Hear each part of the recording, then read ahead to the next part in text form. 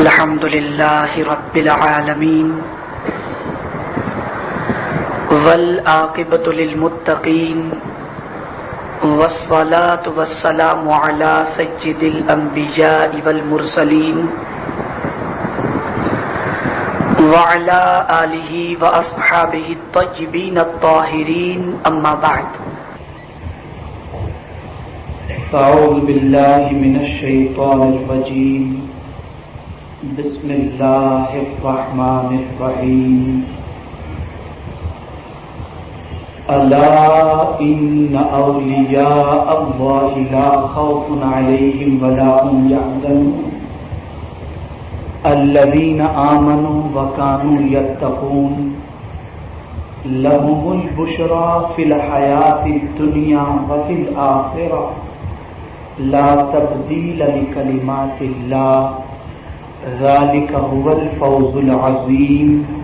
صدق الله العظيم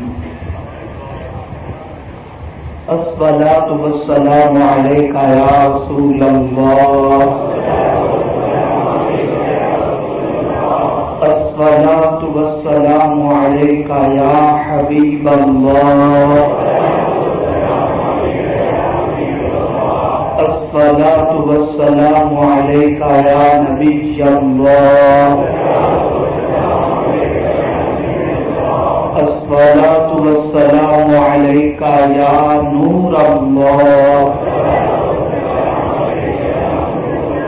وعلى آلك وأصحابك يا حبيب الله صلی اللہ تعالی علیہ وسلم. میرے پیارے آقا صلی اللہ تعالی علیہ وسلم کے پیارے دیوانوں، رب قدیر جل جلالہ کا بے پناہ کرم اور اس کے پیارے محبوب صلی اللہ علیہ وسلم کا بے حساب احسان ہے کہ آج ہم ہفتہ واری اجتماع میں اپنے قلب کی صفائی اور رسول گرامی وقار صلی اللہ علیہ وسلم کی محبت سے اپنے سینے کو مدینہ بنانے پھر حاضر ہو گئے ہیں. پروردگار کا بے پناہ کرم ہے اور اس کے پیارے حبیب صلی اللہ علیہ وسلم کا بے حساب احسان ہے کہ سنی دعوت اسلامی اور ہندوستان کی زمین سے دنیا کے مختلف ممالک میں رسول اعظم صلی اللہ علیہ وسلم کی محبت سے لوگوں کو مالا مال کرنے کے لیے یہ تحریک پوری دنیا کی طرف اپنے قدم کو بڑھا رہی ہے. اور سرکار صلی اللہ علیہ وسلم کی نالے پاک کے صدقہ و فیض پہلی بار 10 روزہ سفر موریشس کی زمین کی طرف ہوا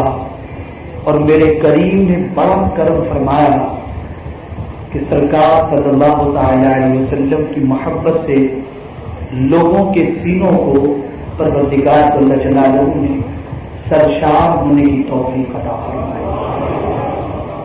اور پیار دن بدن بڑھتی جا رہی ہے. دنیا بھر کے اندر اگر نوجوانوں کے دل کی دھڑکن دیکھی جائے تو اس وقت سنی دعوت اسلامی بنی ہوئی ہے. ہر نوجوان اس تحریک سے وابستہ ہونے کے لیے تڑپ رہا ہے، اس لیے کہ وہ جانتا ہے کہ ایک ہے سفلی محبت اور ایک ہے حقیقی محبت. سفلی محبت دنیا بھی برباد کرتی ہے اور آخرت بھی، لیکن حقیقی محبت دنیا بھی کامیاب کر دیتی ہے اور آخرت بھی کامیاب. میرے پیارے آقا صلی اللہ علیہ وسلم کے پیارے دیوان، آپ نے مجھ سے بیشتر ایک ننھے سے بچے کا خطاب سنا. وہ حافظ قرآن بھی ہیں، عالم دین بن رہے ہیں، لیکن حضور صلی اللہ علیہ وسلم کی محبت اور سرکار صلی اللہ تعالی علیہ وسلم کے عشق کی طرف جس انداز سے انہوں نے مائل کرنے کی کوشش کی، آپ کا دل یقیناً سرکار صلی اللہ علیہ وسلم کے دیدار کے لیے اور ان کی محبت کے لیے توڑنے لگ گیا ہوگا۔ در حقیقت پوری دنیا کے لوگ اس وقت بے قرار ہیں اور سکون کی دور کے لیے دنیا کے لوگ ادھر ادھر ہاتھ پیر اپنے مار رہے ہیں کہ کسی بھی طرح سے سکون ہو جائے، سکون حاصل ہو جائے۔ لیکن یاد رکھو سکون کیسے حاصل ہوگا؟ تو کسی عاشق نے کیا خوب کہا، جب کہیں سے بھی نہیں ملتی سکون کی دولت، تیری محفل تیرے دیوانے سجا دیتے۔ ذکر رسول صلی اللہ علیہ وسلم یہ سکون کی دولت ہے۔ اللہ کے رسول صلی اللہ علیہ وسلم کے ذکر پاک سے اور رب قدیر جل جلالہ کے برگزیدہ دردوں کے ذکر پاک سے قلب کو ایک سکون کی دولت ملتی ہے، قلب کو تسکین کا سامان ملتا ہے، قلب کی بے قراری دور ہوتی ہے اور مولا عز و جل کے قرب کی دولت میسر ہوتی ہے۔ جیسے کہ ماہ رجب کا چاند افق آسمان پر جب بکر ہوتا ہے، پوری دنیا میں بسنے والے مسلمان کبھی شب معراج کو یاد کرتے ہیں اور شب معراج کو یاد کرنے کے ساتھ ساتھ ہند و پاک میں بسنے والے مسلمان سلطان الہند غریب نواز رضی اللہ تعالیٰ عنہ کی یاد سے سرشار ہو جاتے ہیں۔ کرم دیکھیے ہم ہندوستان میں رہتے ہیں اور ہمارا عقیدہ آج بھی ہے کہ ہندوستان کے بادشاہ سلطان الہند غریب نواز رضی اللہ تعالیٰ عنہ ہے۔ آپ کو یہ جان کر بے پناہ مسرت ہوگی کہ گزشتہ سال سے سلطان الہند نے بڑا کرم اس تحریک پر فرمایا ہے کہ الحمدللہ 400-500 مبلغین غریب نواز کے در پر آنے والے زائرین کی خدمت کے لیے الحمدللہ باقاعدہ مقرر کیے جاتے ہیں۔ ابھی تھوڑی دیر پہلے جنتی دروازے کے قریب سے مجھے فون آیا کہ 100 ساتھی اس وقت الحمدللہ جنتی دروازے کے قریب غریب نواز کے مہمانوں کو آہستہ سے اطمینان سے غریب نواز کے در سے بھیک حاصل کرنے کے لیے ان کو سہولت عطا کر رہے ہیں۔ آپ اندازہ لگائیے سلطان الہند نے بھی اس تحریک کو قبول فرما لیا اور جب سلطان الہند نے قبول فرما لیا تو سید الانبیاء بھی انشاءاللہ کرم کی نظر فرما دیں گے۔ میں نے اپنے ساتھیوں سے آج ہی کہا ہے، میرے ساتھیوں آج تو غریب نواز کے در پر خدمت کر رہے ہو، ان کی بارگاہ میں دعا کرو کہ وہ ایسی کرم کی نظر فرما دے کہ حرمین طیبین کے زائرین کی خدمت کا بھی مولا تمہیں موقع عطا فرمائے۔ آج یہاں خدمت کر رہے ہو، کل مدینے میں سرکار کے غلاموں کی خدمت کرو، مکے کی زمین پر سرکار کے غلاموں کی خدمت کرو۔ میرے پیارے آقا صلی اللہ تعالی علیہ وسلم کے پیارے دیوان، بظاہر آپ یہ محسوس کر رہے ہیں کہ ہم تمہاری اجتماع میں ہم حاضر ہوتے ہیں، یہ تحریک پتہ نہیں کتنا کام کر رہی ہے، کیا ہو رہا ہے، لیکن اگر عالمی سطح پر اس تحریک کے حوالے سے آپ غور کریں تو آپ یہ اس دم رہ جائے گی کہ الحمدللہ رب قدیر جل جلالہ کا اس تحریک پر خصوصی کرم ہے اور رسول گرامی مقام صلی اللہ علیہ وسلم کی خصوصی نظر عنایت ہے اور غوث پاک رضی اللہ تعالیٰ عنہ کا درد شفقت اس تحریک پر ہے کہ دن بدن اس تحریک کی محبت اللہ لوگوں کے دلوں میں ڈال رہا ہے۔ آج ضرورت ہے پیاسوں کی پیاس کو بجھانے کی، آج ضرورت ہے رسول اعظم کی محبت کے جام ہر بھر کے پلانے کی۔ ہم تمہاری اجتماع میں آنے والے اگر تم سب نے یہ عزم کر لیا کہ اس تحریک کے سپاہی بن کر ہم کام کریں گے تو وہ دن دور نہیں ہے کہ پوری دنیا کے اندر محبت رسول کا جام ہر بھر کر پلانے والے سنی دعوت اسلامی کے پرچم تلے انشاءاللہ لوگوں کی پیاس بجھاتے چلتے جائیں گے۔ میرے پیارے آقا صلی اللہ علیہ وسلم کے پیارے دیوانوں، میں نے صرف ایک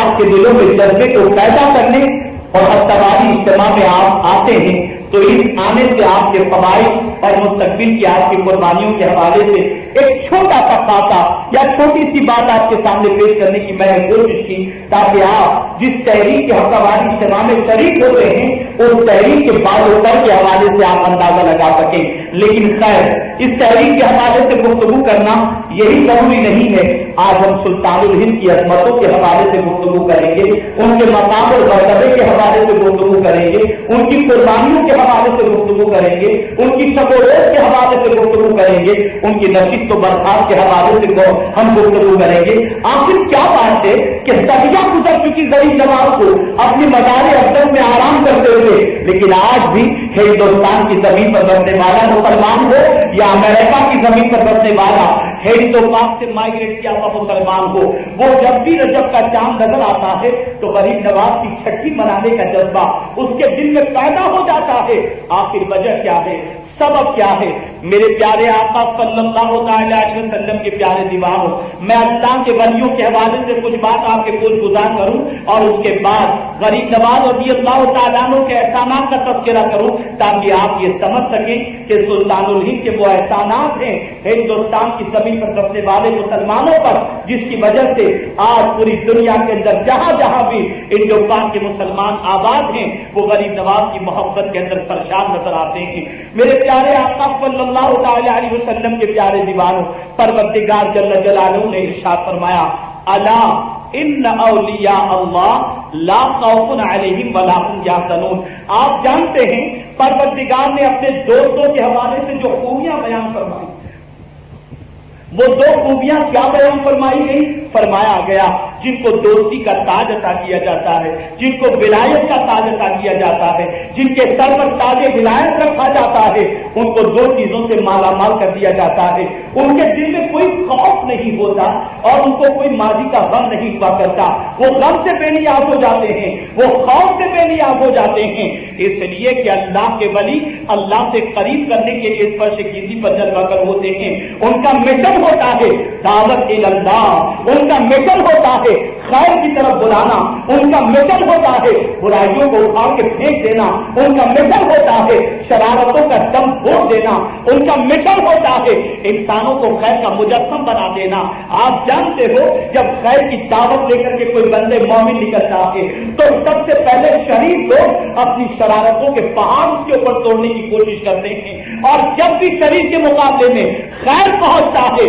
تو کیفیت یہ ہوتی ہے مادی طاقتوں سے شر لیس ہوتا ہے، مادی قوتوں سے شر لیس ہوتا ہے، افراد کی قوت سے شر لیس ہوتا ہے، لیکن خیر کے پاس مولا کی نصرت کی قوت ہوا کرتی ہے، خیر کے پاس اللہ عز و جل کی نصرت کی قوت ہوا کرتی ہے۔ آپ دیکھیں تو پہلے دن سے خیر اور شر کی جنگ چل رہی ہے۔ آپ جانتے ہو زمین پر ہو یا جنت کے اندر آپ دیکھیں تو وہاں بھی آپ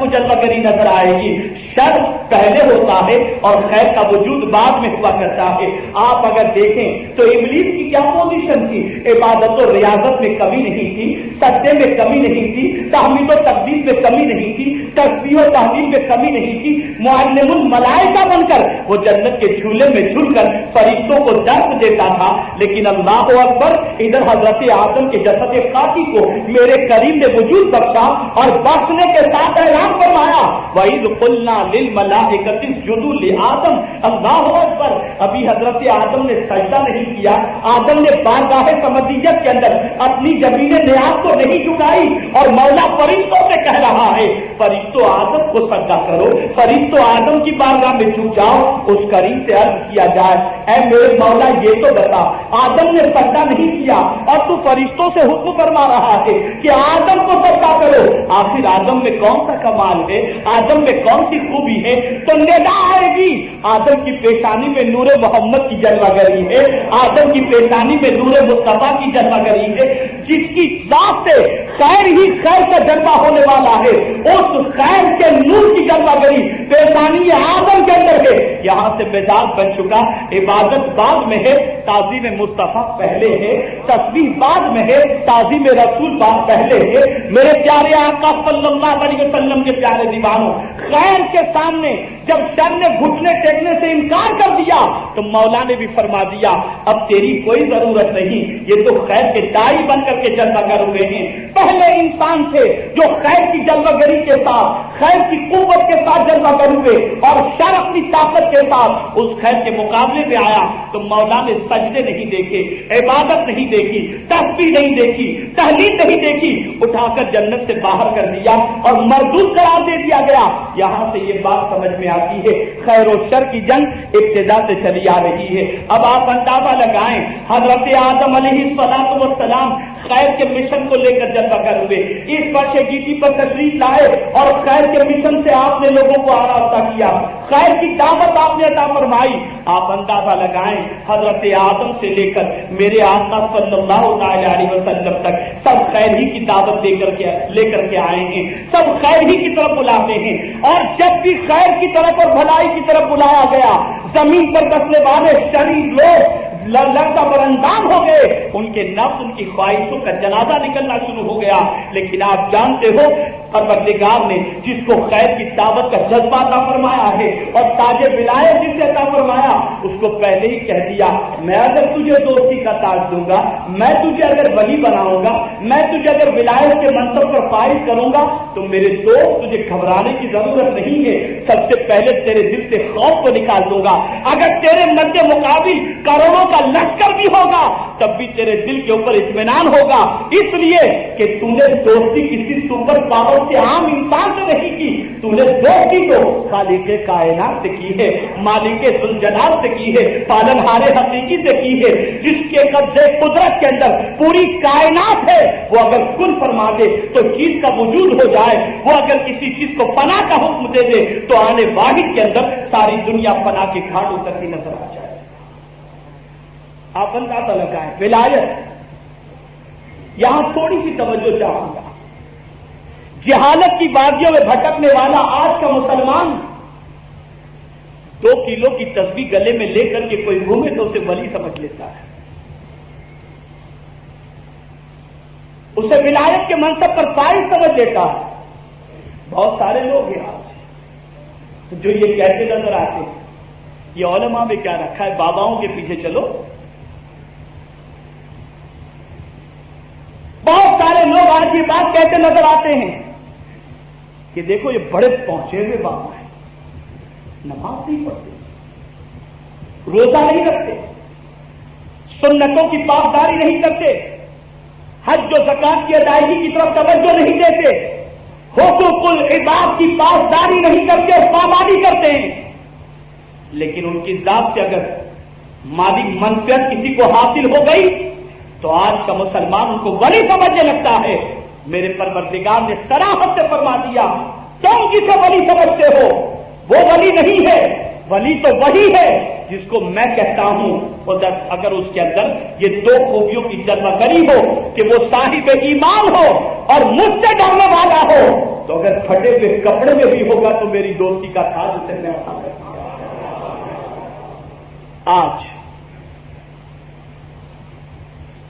در در کی ٹھوکریں کھانے والا یہ مسلمان، نہ جانے کتنوں کے ہاتھوں پر بکنے والا یہ مسلمان، آج کوئی بابا لوٹ کے جا رہا ہے، کل کوئی بابا لوٹ کے جا رہا ہے، پرسوں کوئی بابا لوٹ کر کے جا رہا ہے۔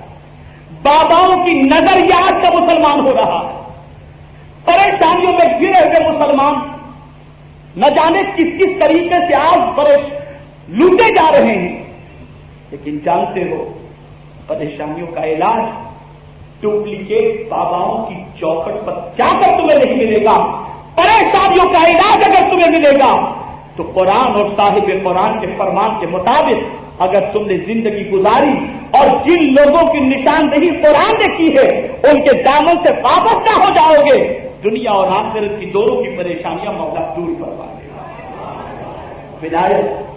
کیسے ملتی؟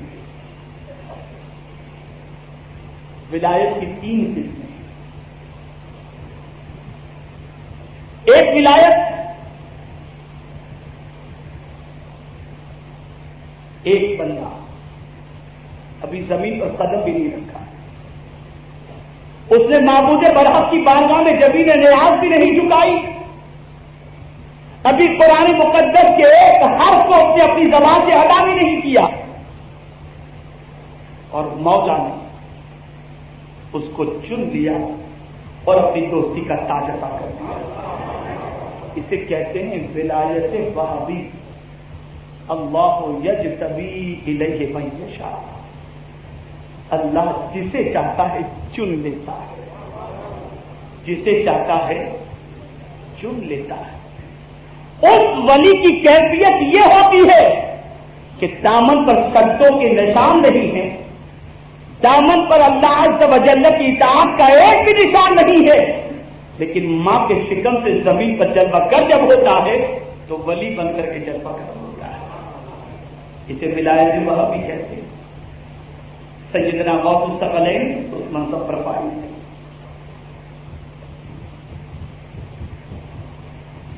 ایک ولایت ہوتی ہے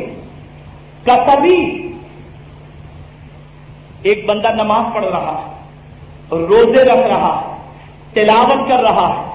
حج بھی ادا کر رہا ہے، حلال و حرام کی تمیز بھی کر رہا ہے، اپنے دامن کو برائیوں سے بچا بھی رہا ہے، اپنی زندگی اللہ کی اطاعت میں گزار رہا ہے، اللہ عز و جل کے رسول صلی اللہ علیہ وسلم کی فرما برداری کے اندر گزار رہا ہے، حقوق العباد بھی ادا کر رہا ہے، حقوق اللہ کی پاسداری بھی کر رہا ہے، اس کے دل میں مولا کی محبت اور اس کے رسول کی محبت اس حد تک بیٹھی ہوئی ہے کہ دامن اور گناہوں کی سیاہی لگنے نہیں دیتا، بلکہ اطاعت الہی اور اطاعت رسول میں اپنی زندگی گزارنے میں وہ مصروف ہوتا ہے۔ وہ کریم دیکھ رہا ہے میرا بندہ عبادت کر رہا ہے، میرا بندہ ریاضت کر رہا ہے، میرا بندہ مجھ سے ڈر رہا ہے، میرا بندہ میرے خوف سے لڑک رہا ہے، میرے محبوب کی محبت میں ڈوبا ہوا ہے۔ اس کی کیفیت میرا مولا دیکھتا ہے کہ دنیا کا انسان سو رہا ہے لیکن اس کی کیفیت جدا نظر آتی ہے کہ وہ تو کروٹیں لیتا ہے تو مولا کو یاد کر رہا ہے۔ قرآن کہتا ہے کہ دنیا کا انسان رات کو اپنے بستر پر اطمینان کی نیند سوتا ہے لیکن اس بندے کو نیند سے محبت نہیں، والذین یبیتون لربہم سجدا وقیاما، وہ اپنی رات اس حال میں گزارتا ہے کہ کبھی سجدہ کر رہا ہے، کبھی کھڑے رہ کر کے رات گزار دیتا ہے۔ اللہ اکبر، اس طریقے سے وہ اپنی زندگی گزار رہا ہے۔ قائم اللیل نظر آتا ہے، وہ صائم بالنہار نظر آتا ہے، اس طریقے سے اپنی زندگی گزار رہا ہے، وہ زندگی گزار رہا ہے۔ کبھی کوئی عبادت کا ایسا وقت آ جاتا ہے جس میں وہ اپنے معبود کے قرب کی دولت سے مشرف ہو جاتا ہے، سجدے میں ہے، عبادت میں ہے، ریاضت میں ہے، نیند کو ترک کر کے اپنے معبود کو منانے کی کوشش میں لگا ہے۔ میرے مولا کی کرم کی نظر پڑ جاتی ہے اور مولا اس کی کسی عبادت پر ایسی نظر فرما دیتا ہے کہ فرشتوں سے فرماتا ہے میرے فرشتوں گواہ ہو جاؤ، میں نے اس کے سجدے کو قبول کر کے اسے اپنا دوست بنا دیا۔ یاد رکھیں یہ ہے ولایت کسبی، بندہ زندگی عبادت اور ریاضت میں گزارے، تقوی و طہارت میں گزارے، مولا کی فرما برداری میں گزارے اور اس کی کوئی ادا پر میرے کریم کی کرم کی نظر بن جائے اور مولا تاج ولایت عطا فرما دے۔ اور جانتے ہو ایک ولایت کیسی ہے؟ اللہ اکبر، ایک ولایت دعا سے ملا کرتی ہے۔ بندہ خدمت کر رہا ہے، ماں کی خدمت میں لگا ہے، اللہ اکبر، اپنے شیخ کی خدمت میں لگا ہے، اولیاء کی خدمت میں لگا ہے، اساتذہ کی خدمت میں لگا ہے، اپنے لمحات کو گزار رہا ہے، ماں آواز دے رہی ہے، بچہ لبیک کہتے ہوئے حاضر ہو رہا ہے۔ میں کبھی تصورات کی دنیا میں سوچتا ہوں تو آپ تنگ رہ جاتی ہے۔ اللہ اکبر، ماں کا مقام اتنا عرف و اعلیٰ قرآن اور احادیث کے اندر رکھا گیا کہ فرمایا گیا اگر تم نفل نماز پڑھ رہے ہو اور تمہاری ماں نے اپنی ضرورت کے لیے تمہیں آواز دی تو رب قدیر کے پیارے محبوب صلی اللہ علیہ وسلم کے فرمان کی روشنی کے اندر اس نفل نماز پڑھنے والے بندے کے لیے ضروری ہے کہ اپنی نماز کو وہیں سے توڑے اور پہلے اپنی ماں کو جا کر کے جواب دے۔ آپ اندازہ لگاؤ، ماں کے جواب کا حکم دیا گیا، ماں کے حکم کی فرما برداری کا حکم دیا گیا۔ آپ نے کبھی اس حوالے سے سنا ہے کل بروز قیامت ایک بندے کے نام اعمال کے اندر نیکیوں کا بمبار ہوگا، نیکیوں کی بھرمار ہوگی، نیکی کی کوئی قلت نہیں ہوگی اور گناہ بظاہر بڑے مختصر ہوں گے لیکن میزان پر جب نیکیاں رکھی جائیں گی، دوسرے میزان کے اوپر جب گناہ رکھے جائیں گے، قریب ہوگا کہ نیکیوں کی کثرت کی وجہ سے جنت میں جانے کا مزدہ مزہ دیا جائے، لیکن ایسے موقع پر ایک پرچہ گناہوں کے پلڑے میں آ کر کے گرے گا، گناہ زیادہ ہو گئے، اب نیکی مختصر ہو گئی، عدل ہوگا میرے کریم کا، اس بندے کو جہنم میں داخل کر دو۔ اللہ اکبر، وہ بندہ معبود برحق کی بارگاہ میں گزارش کرے گا، اے میرے کریم، آخر اس پرچے میں کون سا ایسا جرم ظلم تھا جس کے عوض کے اندر میری ساری نیکیاں برباد ہو گئی. ندا آئے گی ایک مرتبہ جو تو دنیا کے اندر اپنی ماں کو اف کہا تھا یہ اس پرچے میں اف موجود تھا. یہ ایک گناہ اتنا تیرا شدید ہے کہ ساری نیکیوں کے مقابلے میں یہ ایک جرم بھاری ہو گیا. اب اس کے عوض میں تو جہنم کا حقدار بن گیا. میں پوچھنا چاہتا ہوں ماں کی جہاں ناراضگی اس طریقے سے نیکیوں کو برباد کر دیتی ہے وہی ماں کی دعا مولا کی ولایت عطا کر دیتی ہے, مولا کے قرب کی دولت عطا کر دیتی ہے, مولا کی ولایت کا تاج عطا کر دیتی ہے. اسی بمبئی کی زمین کے اوپر ماہی میں آرام فرمانے والے مخدوم مہاجمی کی زندگی کا جائزہ لو. کیسے ولایت ملی تھی؟ ماں نے پانی طلب کیا تھا, اللہ اکبر, پانی لے کر کے حاضر ہو گئے. ماں بستر پر تھی, آرام کرنے جا رہی تھی, پانی طلب کیا, مخدوم مہاجمی پانی لے کر کے حاضر ہوئے. قریب پہنچے کہ ماں کی آنکھ لگ چکی, پانی لے کر پوری رات کھڑے رہتے ہیں. اللہ اللہ, پوری رات پانی لے کر کے کھڑے ہیں کہ ماں کی آنکھ کھلی اور میں چلا گیا اور ماں پانی طلب, ماں پیاس کی وجہ سے سو گئی اور ماں پیاسی سو جائے گی, میری ماں کو تکلیف پہنچے گی,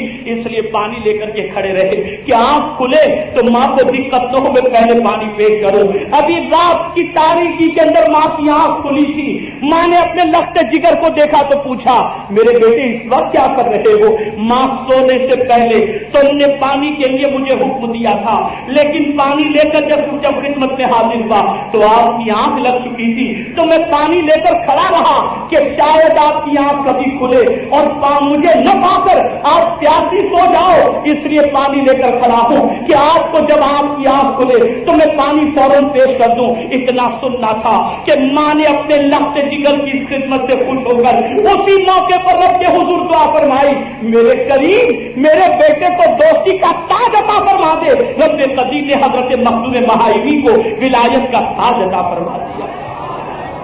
تو دعا سے ولایت ملتی ہے. اور یہ بھی ضروری نہیں, صرف یہی نہیں ہے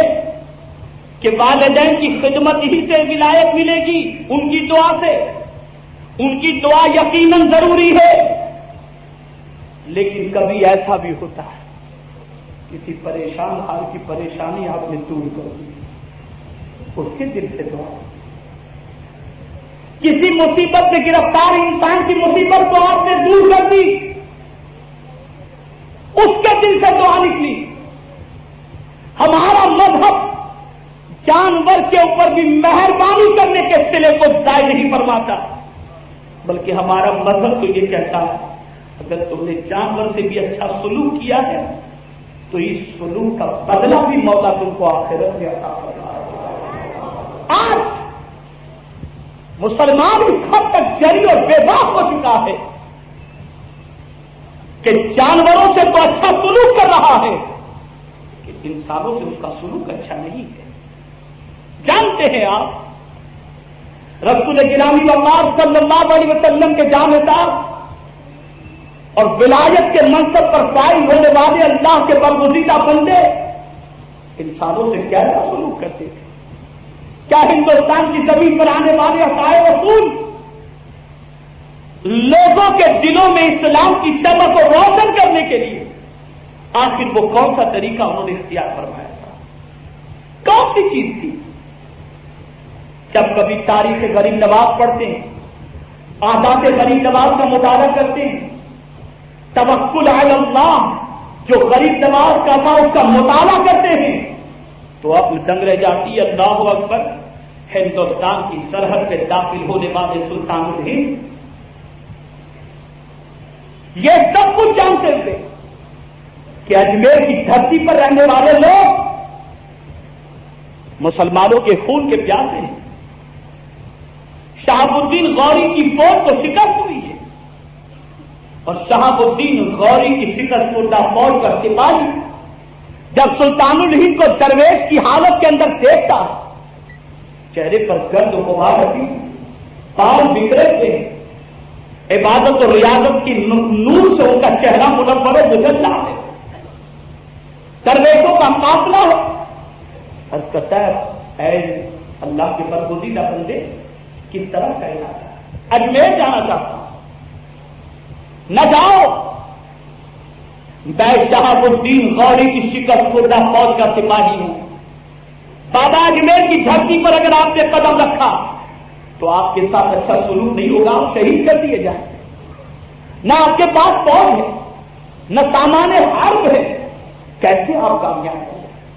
سنو میرے قریب نواز کا قول، ان کا جملہ، یہ بھروسہ کیسے پیدا، یہ توقع کیسے پیدا ہوا؟ جب دوستی صحیح معنوں میں ہو جائے تو یہ توکل پیدا ہوتا ہے، جب دوستی صحیح معنوں میں ہو جائے تو یہ مقام مل جاتا ہے، یہ مرتبہ مل جاتا ہے، یہ یقین مل جاتا ہے، اور اس کے بعد سلطان الہند تشریف لاتے ہیں، اجمیر کی دھرتی پر قدم رکھتے ہیں۔ میں پوچھنا چاہتا ہوں کیا غریب نواز رضی اللہ تعالیٰ عنہ نے براہ راست لوگوں سے کہا میں سجدہ کرتا ہوں تم بھی سجدہ کرو، میں تلاوت کرتا ہوں تم بھی تلاوت کرو، میں روزے رکھتا ہوں تم بھی روزے رکھو؟ نہیں، فقر و فاقے میں زندگی گزارنے والے درویش عطائے رسول جب قدم رکھتے ہیں تو بڑی عجیب کیفیت ہوتی ہے۔ جانتے ہو اگر انہیں اطلاع مل جاتی کہ فلاں محلے میں رہنے والا کوئی شخص چاہے وہ ہندو ہو یا کرسچن ہو، پتا چلتا کہ بیمار ہے، ان کی نیند اڑ جاتی، چلے جاتے عیادت کے لیے، چاہتے تھے پڑھ کر کے دم کرتے تھے، ادھر اللہ کے ولی کی زبان سے کلمات نکلتے تھے، مولا اس شخص کو شفا عطا کر دیتا تھا۔ ہندو ہو تو شفا پا لیتا، کرسچن ہو تو شفا پا لیتا۔ کوئی اولاد کا متمنی ہے، بارگاہ غریب نواز میں جب اس چیز کی اطلاع پہنچ جاتی کہ فلاں شخص پریشان ہے، اولاد نرینا کا متمنی ہے، میرے خواجہ اپنے لب کو ہلا دیتے، میرے کریم اس بندے کو نیک صالح اور اس بندے کو، اس بندے کی تمنا کو پوری فرما کر اس کی جھولی کو بھر دے۔ ادھر پروردگار کی بارگاہ میں اٹھے بھی ہاتھوں کی مولا ناز رکھ لیتا، اور کچھ ہی دنوں کے اندر یہ شہر میں مشہور ہو گیا، جو پریشان ہو خواجہ کو بلا لے پریشانی دور ہو جائے گی، جو غمگین ہو خواجہ سے قریب ہو جائے اس کی پریشانی دور ہو جائے گی۔ اللہ اکبر، کچھ ہی دنوں کے اندر جب لوگوں کی پریشانیاں دور ہونی شروع ہو گئی، جب لوگوں کا غم دور ہونا شروع ہو گیا، تو غریب نواز رضی اللہ تعالیٰ عنہ سے لوگوں نے پوچھنا شروع کیا بابا یہ تو بتاؤ آپ کیا کرتے ہو کہ سب کی پریشانیاں دور ہو جاتی ہیں؟ اپنی زبان کے اندر انہوں نے معاذ اللہ ان کو خدا کے لقب سے کہنا شروع کر دیا، کچھ کہنا شروع کر دیا۔ غریب نواز سے برجستہ کہا سنو میں خدا نہیں ہوں، خدا کا بندہ ہوں۔ اے معین الدین یہ تو بتاؤ جب تم خدا کے بندے ہو تمہاری زبان سے نکلی ہوئی بات رد کیوں نہیں ہوتی؟ تم جو چاہتے ہو مولا کیوں کر دیتا ہے؟ ندا آتی ہے سنو من کان للہ فکان اللہ لہو، جو اللہ کا ہو جاتا ہے اللہ اس کا ہو جاتا ہے۔ اے بابا یہ بتاؤ کیا ہم بھی اگر اللہ عز و جل کو مان لیں تو ہماری بات بھی اللہ سنے گا؟ ارشاد فرماتے ہیں ہاں جس کا میں بندہ ہوں تم بھی اس کے بندے ہو، بس اس کو رب مان لو، وہ تمہاری فریاد بھی سن لے گا۔ دیکھتے دیکھتے سلطان الہند غریب نواز رضی اللہ تعالیٰ عنہ نے لاکھوں لوگوں کے سینے میں اللہ کی توحید کی شمع کو روشن فرما دی اور مصطفیٰ جان رحمت کی محبت کا چراغ روشن کر دیا۔ لیکن کیا چیز مقدم تھی؟ خدمت، اور خدمت کی وجہ یہ نہ تھی کہ غریب نواز کی محبت پیدا ہو، اپنے سے قریب کرنا مقصود نہ تھا، خدا سے قریب کرنا مقصود تھا، اس کے رسول سے قریب کرنا مقصود تھا۔ قرآن جب دعوت کا مزاج پیش کرتا ہے تو کہتا ہے ادعو الی سبیل ربک۔ آج ہماری تمنا بدل چکی ہے، ہماری فکر بدل چکی ہے، ہم خدمات کے ذریعے لوگوں کو اپنا عاشق بنانا چاہتے ہیں۔ خواجہ درد دے رہے خبردار اس کریم کے کرم پر قربان جاؤ کہ بندوں کی خدمت کے لیے اس نے تمہارا انتخاب کر لیا ہے، اور جب قریب ہو اسے اللہ سے قریب کرو، اسے مصطفیٰ جان رحمت صلی اللہ علیہ وسلم سے قریب کرو۔ یہ مخلوق خدا کی خدمت کے ذریعے سلطان الہند غریب نواز رضی اللہ تعالیٰ عنہ نے اسلام کی شمع کو انسانوں کے سینے میں روشن فرمائی۔ مظلوم کی فریاد سننا یہ غریب نواز کا مشن تھا، مظلوم کی مدد کرنا یہ غریب نواز کا مشن تھا۔ اور جانتے ہو اتنے طویل عرصے کے گزر جانے کے بعد غریب نواز اپنی مزار اقدس میں آرام فرما رہے ہیں، لیکن ہر بے قصور کے دربار میں جاتا ہے ہے، اس نیت سے جاتا ہے کہ یہاں جو مانگو گے سلطان الہند عطا فرما دیں گے، غریب نواز عطا فرما دیں گے۔ یاد رکھو غریب نواز اپنی مرضی سے کچھ نہیں دیتے، ان کے پاس بنفس نفیس کوئی طاقت نہیں، اللہ نے طاقت عطا فرمائی ہے تاکہ ولیوں کے مقام کو سمجھایا جا سکے اور ان کے مرتبے کو سمجھایا جا سکے۔ اب یہاں اس بات عرض کروں گا، غریب نواز رضی اللہ تعالیٰ جب اسلام کی دعوت پیش کر رہے تھے، لوگوں کو اللہ عز و جل کی طرف جب بلانا انہوں نے شروع کیا، دنیا دشمن بنی، مقابلے کے اندر جادوگر لائے گئے۔ آج بھی جادو بہت بڑا ہتھیار بن چکا ہے۔ کم نصیبی یہ ہے کہ 15ویں شعبان کو پروردگار اپنے فضل و کرم سے بندوں کی بخشش فرما دیتا ہے، لیکن جادوگروں کی بخشش نہیں فرماتا۔ آج کا مسلمان اپنی منفعت کے لیے اور ذاتی انتقام کے لیے جادو ٹونے پر بھروسہ کر کے جادوگروں کا سہارا لینے کی کوشش کرتا ہے۔ یہی نہیں بلکہ کیفیت یہ ہے کہ ڈپلیکیٹ باباؤں نے پوری سوسائٹی کے اندر یہ جال بچھا دیا ہے کہ آپ اگر پریشان ہو کر کسی بابا کے پاس چلے جاؤ، پٹک سے کہہ دے گا کسی نے جادو کر دیا ہے۔ جادو برحق ہے، اس کا انکار ہم نہیں کر سکتے، لیکن سر میں درد ہو تو جادو، پیٹ میں درد ہو تو جادو نہیں، ایسا نہیں ہے۔ اور نتیجتاً رقابت کا ایک طویل سلسلہ شروع ہو جاتا ہے، اور آج کا انسان تاکہ منفعت کی خاطر ان فالتو چیزوں کا سہارا لیتا ہے۔ آؤ عطائے رسول کی زندگی کا ہم جائزہ لیں۔ جب خواجہ کی مقبولیت عام تھی، جب غریب نواز رضی اللہ تعالیٰ عنہ ایک ہی لباس کے اندر ہی کی زمین پر قدم رکھے تھے اور زندگی کی آخری سانس تک اسی ایک لباس کے اندر آپ نے اپنی زندگی مکمل فرمائی۔ راجا نے وقت کے دیکھا کہ یہ فقر و فاقے میں زندگی گزارنے والا درویش نہ محل رکھتا ہے، نہ غلاموں کی فوج رکھتا ہے، اور نہ دولت تقسیم کرتا ہے، نہ ٹھاٹ ماٹ نظر آتا ہے، لیکن پتہ نہیں کیا بات ہے کہ یہ بیٹھ گیا ہے، اور صبح ہوتی ہے تو انسانوں کا ہجوم اسی طرف سے بیٹھتا ہے، دوپہر ہوتی ہے تو انسانوں کا ازدحام اسی طرف، شام ہوتی ہے تو انسانوں کا ازدحام اسی طرف، رات ہوتی ہے تو انسانوں کا ہجوم اسی کی طرف۔ میں بادشاہ وقت ہوں، دولت بھی رکھتا ہوں، خدام بھی رکھتا ہوں، پریشانیوں کا حل بھی رکھتا ہوں، لیکن میرے دربار میں نظر نہیں آتے لوگ، اس کے دربار کے اندر اور اس کی بارگاہ میں بھکاریوں کا ایک تانتا لگا ہوا سمندر نظر آتا ہے۔ چلو اس کو ہٹایا جائے، کہیں ایسا نہ ہو کہ مستقبل کے اندر یہ بادشاہت پر کنٹرول کر لے۔ اللہ اکبر، میرے خواجہ کو ہٹانے کی سازش کی گئی، اور جانتے ہو بڑے جادوگر بلائے، طاقتور جادوگر بلائے، جادوگر آئے، جادو کیا انہوں نے، خواجہ نے جادو کا مقابلہ کیا، حصار کر لیا،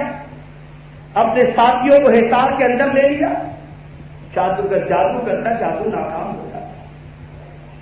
غریب نواز رضی اللہ تعالیٰ عنہ نے اپنے ہاتھ میں تھوڑی سی مٹی لی،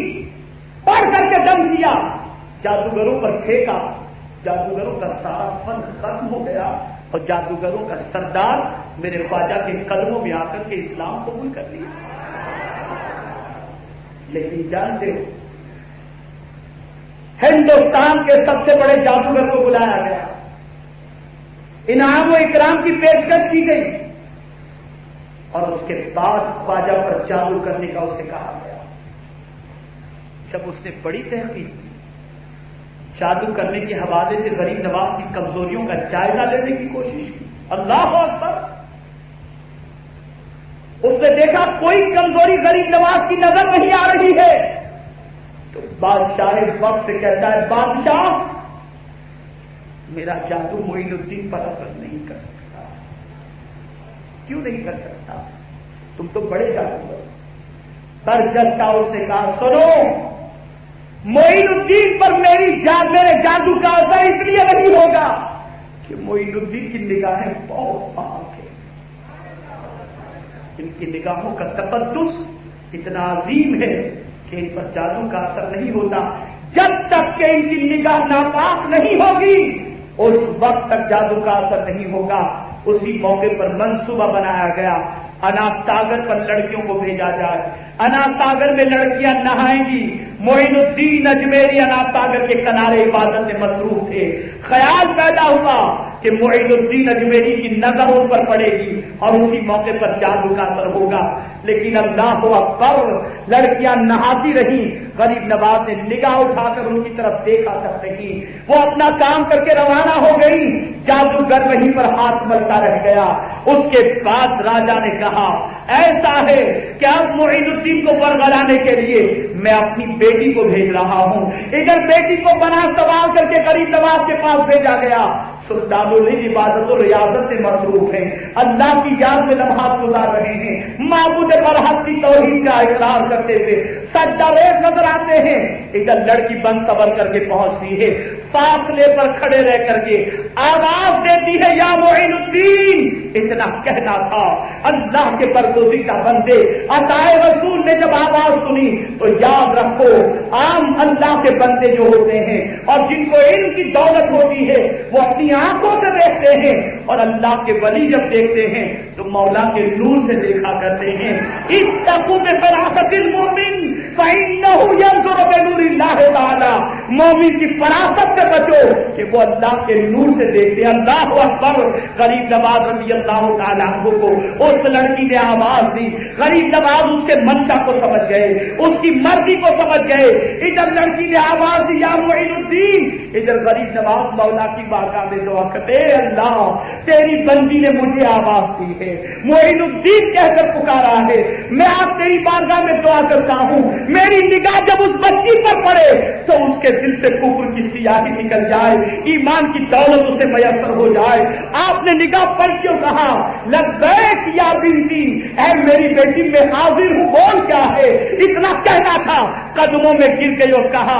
اے غریب نواز، اے معین الدین، مجھے کلمہ پڑھا کر میرے دل سے کفر کی سیاہی کو مٹا دو۔ آئی تھی غریب نواز کو مٹانے کے لیے، غریب نواز رضی اللہ تعالیٰ عنہ پر جادو کے اثر کو نافذ کرنے کے لیے، لیکن میرے خواجہ کی نظر پڑ گئی، دل سے کفر کی سیاہی نکلی اور ایمان کی دولت سے وہ مشرف ہو گئی۔ جانتے ہو میرے پیارے آقا صلی اللہ علیہ وسلم کے پیارے دیوانوں، یہ خواجہ کا تقدس تھا، یہ خواجہ کی عبادت تھی، یہ خواجہ کی زندگی تھی جس نے آج صدیاں گزر جانے کے بعد ہندوستان کی زمین کے اوپر اسلام کے پرچم کو ویسا ہی بلند رکھا ہے۔ آج اگر مسجدوں سے اذان کی آواز آتی ہے تو یہ خواجہ کا احسان ہے، اگر آج ہمارے بچے رب کی بارگاہ میں سر جھکاتے ہیں تو یہ خواجہ کا احسان ہے، اگر آج ہمارے بچے قرآن پڑھتے ہیں تو یہ خواجہ کا احسان ہے۔ اس کو دوسرے انداز سے سمجھ لو، ہم نے خواجہ کی قربانیوں کا لحاظ نہیں رکھا، ہم اگر دوسروں کے سینوں میں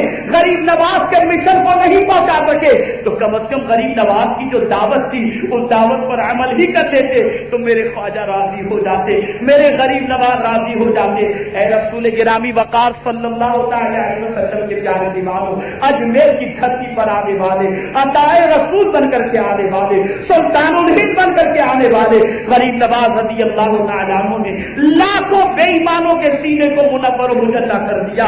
آج تاتا کیوں لگا ہوا ہے؟ اجمیر مقدس حاضر ہونے کے بعد ہر کسی کے دل کے اندر تڑپ کیوں پیدا ہوتی ہے، آرزو کیوں پیدا ہوتی ہے؟ اور میں اگر کہوں تو بے جانا ہوگا کہ یقین کیوں پیدا ہوتا ہے کہ اس در سے ملے گا، اس لیے کہ غریب نواز رضی اللہ تعالیٰ عنہ کو رسول اعظم نے ہند کا بادشاہ بنا کر کے جب بھیجا تو بادشاہ یوں ہی نہیں بنایا جاتا، اختیار دے کر کے بنایا جاتا ہے، پاور دے کر کے بنایا جاتا ہے۔ کبھی کبھی مرادیں پوری نہیں ہوتی تو لوگ کہتے ہیں غریب نواز کے در پہ میں اتنے سال سے جا رہا ہوں، تمنا پوری نہیں ہوئی، میری آرزو پوری نہیں ہوئی، میں کہتا ہوں سنو، غریب نواز نوازنے کے لیے آئے ہوئے ہیں، جھولیوں کو بھرنے کے لیے آئے ہوئے ہیں، لیکن کبھی کبھی ایسا ہوتا ہے کسی مانگنے والے کا انداز بڑا پسند ہوتا ہے۔ آپ نے دیکھا ہوگا بچے کئی ہوتے ہیں، کوئی بچہ چھین کر کچھ لے جاتا ہے تو باپ کہہ دیتا ہے لے بھائی جان چھوڑا، لیکن کچھ بچے ہوتے ہیں دے دو نا ابا دے دو نا، اس مانگنے کا انداز باپ کو اتنا پسند آتا ہے کہ کئی مرتبہ باپ کہتا ہے اور پیار سے بولو اور پیار سے بولو۔ باپ اس طریقے سے اپنے بچے کے ان نخروں کو پسند کرتا ہے، اس لیے کئی مرتبہ مانگنے کے لیے بچے سے گزارش کرتا ہے تاکہ بچے کا مانگنا باپ کو پسند آئے، باپ کو پسند ہوتا ہے، اور اس کے بعد جب دیتا ہے تو پیار کرتے ہوئے دیتا ہے۔ اگر غریب نواز کے در سے تمہاری جھولی فوراً نہیں بھری جاتی تو گھبرانا نہیں، شاید تمہارا مانگنا انہیں بہت پسند ہوگا، جب دیں گے تو جھولی بھی بھر دیں گے اور انشاءاللہ پیار سے مالا مال بھی کر دیں گے۔ یہ ہمارا یقین ہونا چاہیے، یہ ہمارے وجدان کی آواز ہونی چاہیے، یہ ہمارے دل کی حقیقت ہونی چاہیے۔ اور میں یقین کے ساتھ کہتا ہوں مانگو غریب نواز کے در پر مدینے کی بھیک مانگو۔ الحمدللہ جسے مدینہ جانا ہو غریب نواز کی بارگاہ سے ویزا ملتا ہے۔ مال و زر نہ دیکھنا، اپنی غربت نہ دیکھنا، میرا وجدان کہتا ہے بڑی جلدی وہاں سے مدینے کا ویزا ملتا ہے، اس لیے کہ ان کا کام ہی یہ ہے کہ یہاں والوں کو مدینے پہنچائیں۔ آج اگر مدینے کی زمین پر اللہ کے فضل اس کے حبیب صلی اللہ علیہ وسلم کے سب کو طوفین بار بار حاضری کی شہادت میسر ہو رہی ہے تو ہر چھٹی کو غریب نواز کی بارگاہ میں ایک ہی اپلیکیشن لے کر ہم حاضر ہوں، یا مدینہ لکھا، وہ کرم فرماتے ہیں اور الحمدللہ مدینے کا ویزا مل جاتا ہے۔ تو یاد رکھو سلطان الہند غریب نواز رضی اللہ تعالی عنہ اللہ عز و جل کے برگزیدہ کرتے ہیں، ولایت کے اونچے مقام پر فائز ہیں۔ ہندوستان میں بسنے والے کسی مسلمان کو غمگین ہونے کی ضرورت نہیں ہے، ہم نے بادشاہ سلطان الہند کو مانا ہے، جس دن وہ کروٹ لے لیں گے ہماری ساری بگڑی انشاءاللہ بنتی چلی جائے گی، لیکن شرط ہے کہ ہم بھی ان کے فرمان کا خیال کریں اور ان کے ارشادات پر عمل کریں۔ اے میرے پیارے آقا صلی اللہ علیہ وسلم کے پیارے دیوانوں، آج بھی ہمارے اس زمین کے اوپر بہت سارے مسلمان غلط روی سے اپنی زندگی اور آخرت کو برباد کر رہے ہیں۔ ہمیں بیدار ہونے کی ضرورت ہے، ہمیں محنت کرنے کی ضرورت ہے، ہمیں مشقت کرنے کی ضرورت ہے۔ ہندوستان کے مختلف گوشوں سے اور دنیا کے مختلف ملکوں سے دنیا آواز دے رہی ہے، آؤ اور ہمارے سینے کو محبت رسول سے لبریز کر دو۔ اگر ہم جاگ گئے اور یہ بیڑا ہم نے اٹھا لیا تو دنیا دہشت گرد کر رہی ہے، ہمارا عمل بتا دے گا خواجہ کا دیوانہ کبھی دہشت گرد نہیں ہو سکتا۔ وہ چلتا ہے تو نگاہوں کا تحفظ ہوتا ہے اور بیٹھتا ہے تو نبی کی سنتوں کا لحاظ ہوتا ہے۔ بدل تو ہو گیا، تبدیل کر ہو گیا۔ میرے پیارے آقا صلی اللہ علیہ وسلم کے پیارے دیوانوں، ذمہ داری کو محسوس کرو، فروغ اسلام کے لیے جد و جہد کرو، قربانیاں دو، نفس کی قربانی دو، ٹائم کی قربانی دو، اور اس ہفتہ واری اجتماع میں اپنے قلب پر لگے ہوئے غم کو مٹانے کے لیے خود بھی آؤ، دوستوں کو بھی لاؤ، اور ساتھ میں یہ بھی پیشکش کرو کہ ہم بھی سنی دعوت اسلامی کے سپاہی بن کر محبت رسول کے پیغام کو عام کرنا چاہتے۔ میں یقین کے ساتھ کہتا ہوں بہت ساتھیوں کی ضرورت ہے، پوری دنیا بلا رہی ہے، ہر طرف سے آواز ہے۔ اور میں ایک بات عرض کروں، کبھی کوئی ساتھی اپنی کمزوری کو نہ دیکھے، دعوت کے راستے میں جب آواز دی جائے تو اپنی پتلی ٹانگ یا اپنی کمزوری کو نہیں دیکھنا چاہیے، بس یہ دیکھو کس کی طرف بلانے کے لیے پکارا جا رہا ہے، کس کے راستے کی طرف آنے کی دعوت دی جا رہی ہے۔ جانتے ہو جب پیغمبر اعظم صلی اللہ تعالی علیہ وسلم نے پہلی مرتبہ لوگوں کو اسلام کی دعوت دینے کے لیے ایک عیسائیہ مقرر فرمایا، رات کو ایک کھانے کی پارٹی ایک محفل سرکار نے رکھی، उस महफिल में सरकार सल्लल्लाहु अलैहि वसल्लम ने इरशाद फरमाया था, अगर मैं कहूं कि पहाड़ की ऊंचाई से कोई लश्कर आ रहा है तो तुम्हारा क्या ख्याल है? ऐ मोहम्मद सल्लल्लाहु अलैहि वसल्लम, तो सच के अलावा कुछ नहीं कहते। तो मेरे आका सल्लल्लाहु अलैहि वसल्लम ने उस मौके पर इरशाद फरमाया था, मैं तुम्हें एक रब की तरफ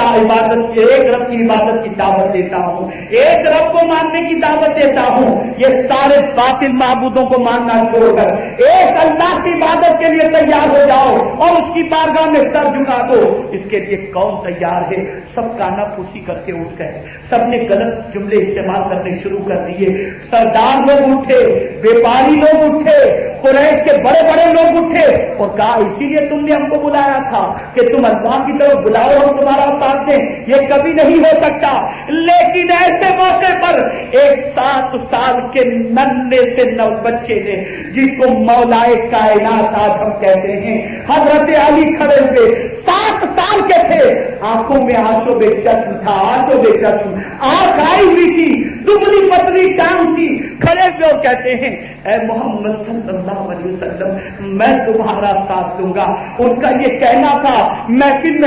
के अंदर कहे लगने शुरू हुए, लेकिन मेरे मुस्तफा जान रहमत ने हजरत अली को कबूल फरमा लिया। और जानते हो, जिसे मुस्तफा जान रहमत ने कबूल कर लिया, फिर उसे फातिह खैबर भी बना दिया और उसे मौलाए कायनात के लक़ब से मुशर्रफ भी बनाया। तो इस रास्ते के अंदर अपनी कमजोरी को मत देखो, ये देखो कहां बढ़ रहे हो, ये देखो किसकी जानिब कदम बढ़ा रहे हो। अगर तुमने उस जानिब कदम बढ़ाया तो वो इतना मजबूत सहारा है कि पुल सिरात पर भी तुम्हें गमगीन नहीं होने देगा। बहुत जिम्मेदारी से कर रहा हूं, और ये यकीन उसी को हासिल हो सकता है जिसके सीने में सच्ची मोहब्बत हो, आला हज़रत के सीने में सच्ची मोहब्बत की। अगर आज 38,000 फीट की बुलंदी पर हवाई जहाज उड़ता है, जब ऐलान होता है कि सीट बेल्ट बांध लो, वेदर खराब है, तो कलमे ज़बां पर जारी हो जाते हैं, तो वो इस्तग़फ़ार शुरू हो जाते हैं कि अल्लाह खैर करे, खैरियत से पहुंच जाए। अगर किसी ब्रिज से हमारी गाड़ी गुजर रही हो और कई किलोमीटर का ब्रिज हो, नीचे दरिया बह रहा हो, तो हम नीचे देखने के लिए तैयार नहीं होते, घबराहट होती है, कलमा जारी हो जाता है, जल्दी से गुजर जाए, आंख बंद कर देते हैं। जब ब्रिज खत्म होता है तो इत्मीनान होता है। लेकिन इमाम इसको मोहब्बत आपकी अज़मतों पर कुर्बान, जहन्नम के दहकते हुए शोलों पर पुल सिरात बना हुआ है। पुल सिरात, पुल बाल से ज्यादा बारीक और तलवार से ज्यादा तेज ये पुल है जिससे हर एक को गुजरना है। आदमी कितना घबराएगा, उधर कदम रखते उसकी घबराहट शुरू हो जाएगी। संभल कर, बाल से ज्यादा बारीक और तलवार से ज्यादा तेज,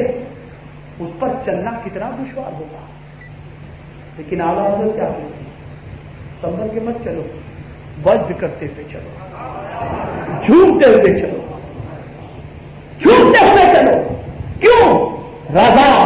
पुल से अब वज्र करते गुजरिए कि है रब्बे तस्लीम सदाए मोहम्मद सल्लल्लाहु अलैहि वसल्लम। पुल से इसलिए वज्र करते गुजरो कि तुम पुल मत देखो, जहन्नम के दहकते हुए शोले को मत देखो, ये देखो कि पुल के किनारे तुम्हारे नबी तुम्हारी सलामती की दुआ कर रहे हैं। और नबी जब सलामती की दुआ करें तो फिर घबराने की जरूरत नहीं होती। ये वही कह सकता है जिसका इश्क सच्चा हो, जिसकी मोहब्बत सच्ची हो। आज उसी उल्फत की खैर, मेरे प्यारे आका सल्लल्लाहु अलैहि वसल्लम के प्यारे दीवानों, शायद मैंने आज टाइम कुछ ज्यादा ही ले लिया, लेकिन मुझे पैगाम देना था। दुनिया आवाज दे रही है, तैयार हो जाओ, बेदार हो जाओ और अपनी किस्मत पर नाज करो कि सुन्नी दावत इस्लामी का आलमी मरकज ये मस्जिद है। मैं भी मॉरिशस गया था, धारावी के कुछ कारीगर मुझे मॉरिशस में मिले और उन्होंने कहा हजरत खैरियत से हैं? मैंने कहा अल्हम्दुलिल्लाह। पहचाने? मैंने कहा नहीं, हम हफ्तावारी इज्तिमा में आते थे। कई कारीगर हजरत यहां पर रेडीमेड थे। बड़ी मसरत हुई, बड़ी खुशी हुई اور اس کے بعد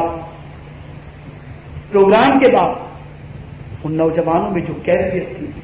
ہر ایک سے کہہ رہے تھے، ایک کو پکڑ جانتے ہو آپ ہمارے ہفتہ واری اجتماع میں یہ ہوتا ہے، یہ ہوتا ہے. اور پھر برجستہ ایک بندے نے بہت ہی افسوس کے ساتھ کہا کہ حضرت کیا بتائیں، جب سے بمبئی چھوڑے ہیں ہفتہ واری اجتماع تو اب یہاں کہاں مل سکتا ہے، وہ مزہ حضرت جو ملتا تھا اس کے کیف کو ہم کبھی بھول نہیں سکتے. تب مجھے محسوس ہوا کہ اس ہفتہ واری اجتماع میں آنے والے کو جو ایک بار لذت مل جاتی ہے اس کی لذت پھر اسے کہیں ملنا بڑا مشکل ہو جاتا ہے. ہاں، جہاں ذکر الہی اور ذکر رسول کی محفلیں ہوا کرتی ہیں وہاں اس کی لذت یقیناً ملتی ہے. ایک اور واقعہ بتا دوں،